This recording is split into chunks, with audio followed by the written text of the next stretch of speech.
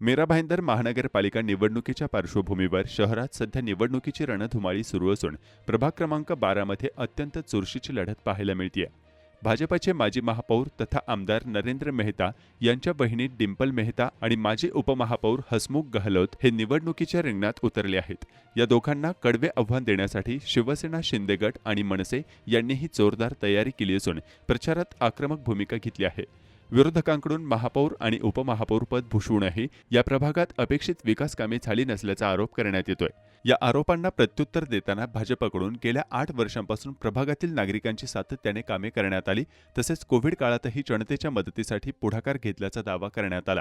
त्यामुळे यंदाच्या निवडणुकीतही प्रभागातील जनता आपल्यालाच भरघोस मतांनी विजयी करेल असा विश्वास उमेदवारांकडून व्यक्त करण्यात येत आहे। दरम्यान ही निवडणूक भाजपसाठी प्रतिष्ठेची मानली जात असून आमदार नरेंद्र मेहता यांच्या बहिणी स्वतः निवडणूक लढवत असल्यानं प्रभाग क्रमांक 12 कडे सर्वच राजकीय पक्षांचे आणि नागरिकांचे लक्ष लागले आहे। प्रभागातील निकाल कोणाच्या बाजूने लागतो याकडे संपूर्ण शहराचे लक्ष केंद्रित झाले आहे। भारतीय जनता पक्षातर्फे मी उमेदवार या 12 प्रभागांमध्ये 29 टोटल 33,000 मतदार आहेत।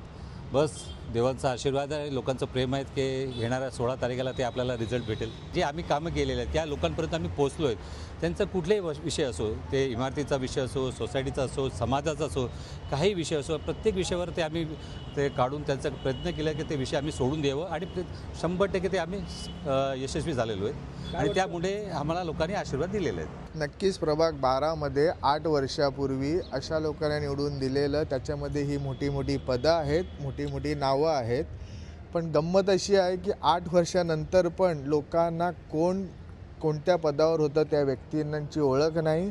काही जण जे 8 वर्षापासून गायब आहेत, काही उमेदवार दुसरीकडे शिफ्ट झालेले आहेत आणि काही जणांना यांना आयात करावा लागला आहे। यावरून लोकांचा प्रतिसाद असा आहे की आम्हाला जे 8 वर्ष जे उमेदवार नगरसेवक दिसलेच नाही त्यांना आम्हाला पुढच्या 5 वर्षात पण नाही पाहायचं आहे, अशी सगळ्यांची इच्छा आहे। महापौर उपमहापौर यांची मी भीती बाळगली नाही, कारण त्यांनी इकडच्या जनतेसाठी काही केलेलंच नाही आहे। कारण आता 9 वर्ष होत आहेत, या 9 वर्षामध्ये कुठेही दिसले नाहीत, त्यामुळे मी त्यांची भीती कधी बाळगली नाही आहे। कारण ह्या इतक्या वर्षांमध्ये जनतेच्या प्रत्येक सुखदुःखात आम्ही सहभागी झालेलो आहोत। प्रत्येक संकटामध्ये जनतेने जेव्हा आवाज दिला तेव्हा आम्ही उभे राहिलेलो आहोत, त्यामुळे ही भीती आम्ही बाळगत। आमचा प्रचार तर दमदार चाललेला आहे, पण कुठंतरी असं वाटतंय की आम्हाला महाराष्ट्र नवनिर्माण सेनेला, भाजप जो सत्ताधारी पक्ष आहे आणि शिंदे गट शिवसेना हे दोन्ही पक्ष घाबरलेले आहेत। नागरिकांचा एवढा चांगला प्रतिसाद आहे, सोसायटीवाले आम्हाला स्वतःहून बोलवत आहेत। लोकांना परिवर्तन हवं आहे, लोकांना कामं हवी आहेत आणि आमचे आदरणीय परिवहन मंत्री सरनाईक साहेब यांना तर विकास पुरुष म्हणून ओळखलं जातं। एवढं विकासाची कामं करतायत, त्याच्यामुळे लोकांनाही, नागरिकांनाही आमच्यासारख्या त्यांच्या कार्यकर्त्यांकडून खूप अपेक्षा आहेत की सुंदर स्वच्छ मीरा भाईंदर होईल, सुंदर स्वच्छ प्रभाग 12 होईल